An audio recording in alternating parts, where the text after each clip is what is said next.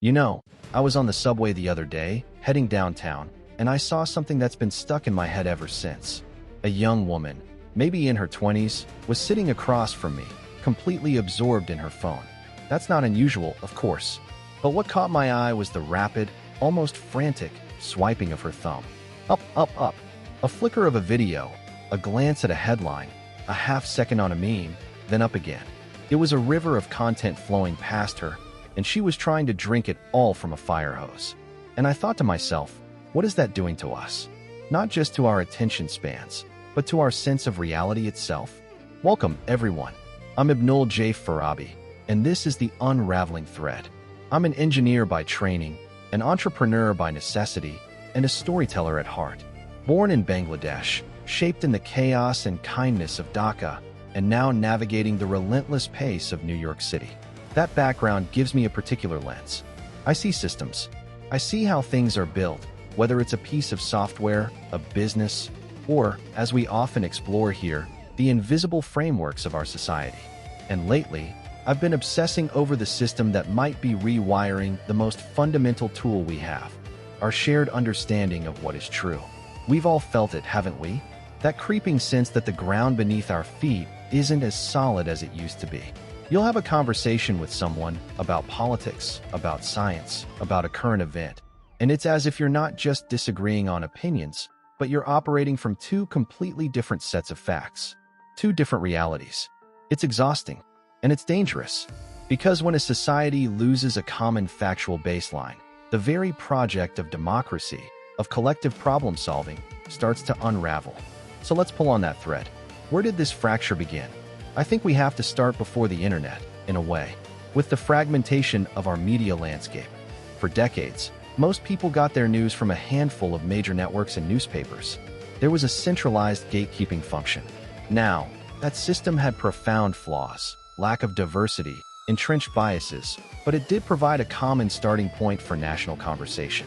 The dismantling of that model, which accelerated in the 90s with the rise of cable news and talk radio, created the first major cracks. We began to self-select into informational enclaves. You watched the channel that affirmed your worldview. That was phase one, the sorting of audiences.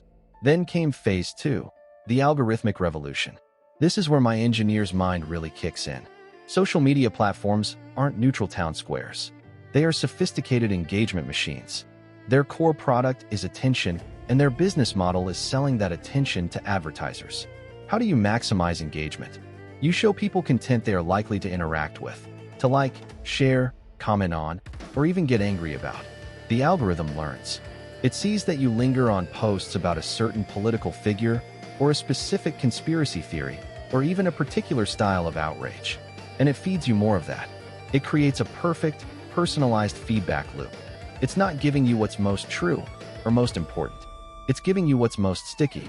And what's sticky is often what's simplistic, emotionally charged, or confirms our existing biases. This is how two people, living in the same physical town, can end up with phone screens showing two utterly different versions of that town's reality. But there's a third, more insidious layer here. It's the weaponization of this fractured landscape. Bad actors, both foreign and domestic, have recognized that it's easier to sow chaos than to convince people. You don't need to make someone believe your narrative. You just need to make them doubt all narratives. You flood the zone with misinformation, with half-truths, with deepfakes and doctored videos. You amplify the most extreme voices on all sides, because conflict drives engagement. The goal is to create a state of epistemic nihilism, where people throw up their hands and say, "You can't trust anything anymore." And when that happens, they often retreat to the only source of authority they feel they can trust: their tribe, their chosen influencer, their gut feeling. Truth becomes a matter of identity, not evidence. I was talking to a friend back in Dhaka about this, and he said something that chilled me. He said, "Ibnul, for us in the developing world, this isn't new. We've always had to navigate rumors, state propaganda, and misinformation. The West is just now experiencing what it feels like to have your reality destabilized." And he's right. There's a painful irony here. The technologies that promise to connect us and democratize information have, in many ways, created conditions that feel familiar in less stable societies. A pervasive distrust of institutions, a war of competing narratives, and a public sphere saturated with noise. So what do? How do we reknit this unraveling thread? I don't have a simple fix. If anyone tells you they do, be skeptical. This is a complex systems problem, but I think it starts with individual recalibration. We have to become engineers of our own attention. First, we must practice source literacy. Before we share that explosive headline, we take 30 seconds. Who wrote this? What's their evidence? What do other, unrelated sources say? It's a small act of resistance against the impulse to spread first and think later. Second, we have to intentionally break out of our algorithmic bubbles. Follow people you disagree with. Not the caricatured, hateful versions, but thoughtful people with different perspectives. The goal isn't to change your mind, necessarily, but to remember that the other side is populated by complex human beings, not just demons in a story. And third, we have to rehabilitate slowness. Some things cannot be understood in a tweet or a 15-second video. Some truths are complex, nuanced, and require patience to unpack. We must make a conscious choice to engage with long-form journalism, with books, with podcasts that dive deep.